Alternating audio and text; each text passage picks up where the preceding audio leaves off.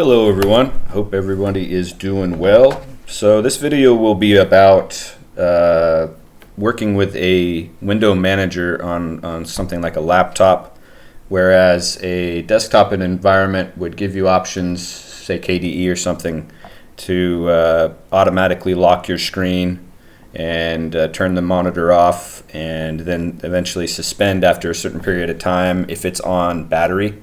The only limitation to this is it can't tell whether it's plugged in or the battery is it's running on battery.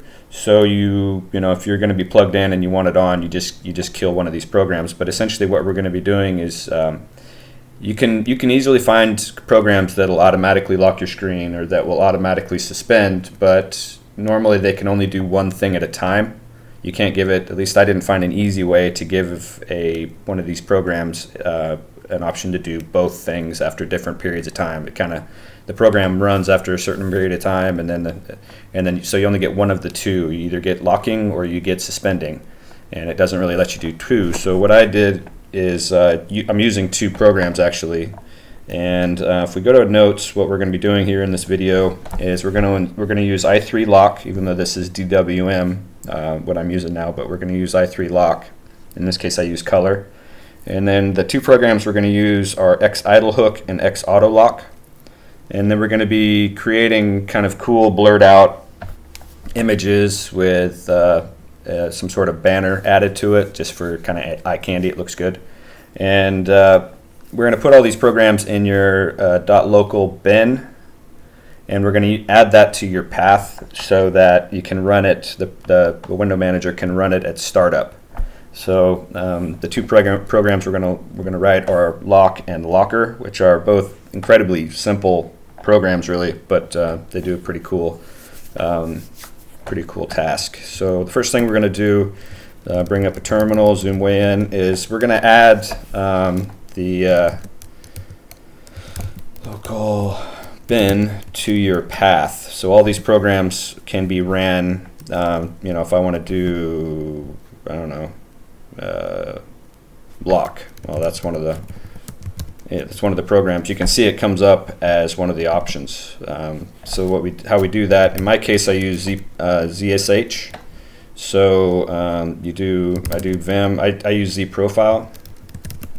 So in your Z profile, you have you just add in this format the local and bin, and I added just a couple verbose folders after that. There's a way you can have it look recursively inside of each folder, but I just did it this way.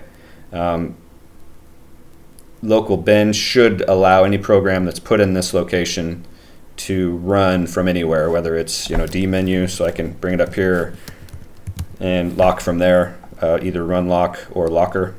And I'm not sure if this shows up or not, but if I do just a quick lock, this is what it looks like. It takes a picture, blurs it, and adds the banner. I don't know if you can see that. I haven't checked yet on a recording whether you can see it.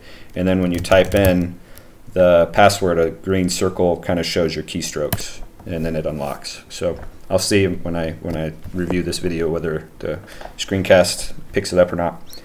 But just to give you an idea of what it looks like, if we go to, we'll see why it's in here soon, but if we go to temp, your lock screen is screen lock. So if we do like a screen lock, your screen looks like that when it locks. So it takes a picture of what's in the background. You can see real blurred out. It's blurred enough to where you can't see what's on it, so in terms of security it should be pretty good. And then when you type, a green circle shows your keystrokes. Not what you're showing or what you're typing, but it shows like a response to your keyboard. So again, I'm not sure if you could see that or not. So that's what the program does. And then so let's just go ahead and jump in. So now we've added the Z profile, or we added the local bin to your path. Now let's take a look at the actual programs themselves. So if we go to cd.local bin, this is where they are. The two programs are here, lock and locker. So let's take a look at lock first. So what this does is it removes the previous screenshot and it takes a new screenshot using Scrot. So I should actually add that to here. Most everybody's already, I'm sure already has it installed. But so it takes a screenshot of what's on your screen, calls it temp screenshot. So if we bring this up, let's go to this view here, zoom in, CD temp. Nope. Let's do it that way. Okay, so you can see it takes a screenshot.png, and that's just a picture of this screen. And then it uses image magic, which is this convert. It takes that screenshot and blurs it, and this is the factor that it blurs. You can play around with that factor if you want it more or less blurred, and calls it screenshot blur, which is this image here in your temp directory. And then what it does is I have another file that's in .local bin called banner. So let's just do .local bin banner, and that is just it's just literally a transparent image with Arch. In my case, I used Arch Linux there, and it's pushed up to the top a little bit. So you can do it with a smaller image as well. I'm not sure exactly what this size is. I'm not sure actually, but yeah, that's what it does there.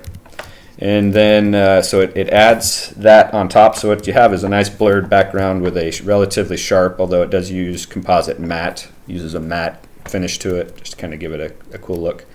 And I use gravity center just to make sure that it's centered on the screen.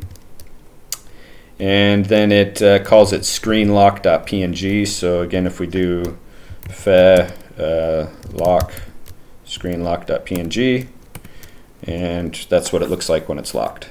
So so that's pretty much what the lock command does.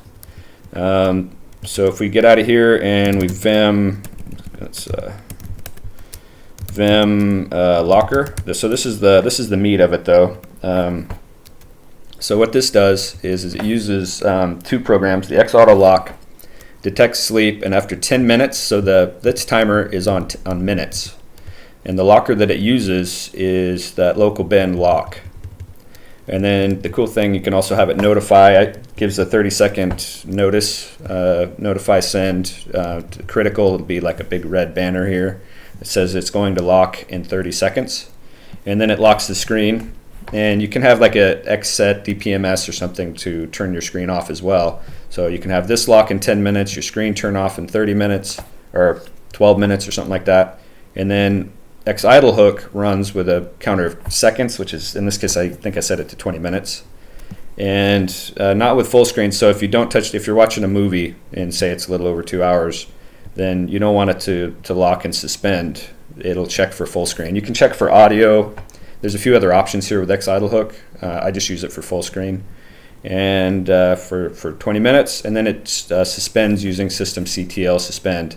If you copy this, make sure you add this because it's looking for an extra input there.